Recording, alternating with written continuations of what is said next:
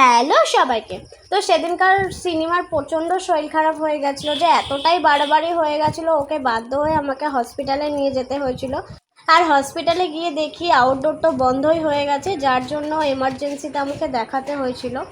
তো ডক্টর ভেতরে ছিল বলে আমাদের এখানে বসতে বললো। আর মেয়েটা এতটা শরীর খারাপ, প্রচণ্ড কাইল হয়ে গেছিলো, ওখানে বসে থাকতে পারছিল না। ওর জন্য আমার কাছেও থাকবে না, ওর মার কাছে দিলাম, তো ওখানে চুপচাপ শুয়ে পড়লো। আর এই যে ডাক্তার প্রেসক্রিপশানে ওষুধ লিখে দিল, বললো এখানে দেখাতে, তো এই জায়গাটায় নিয়ে আসলাম।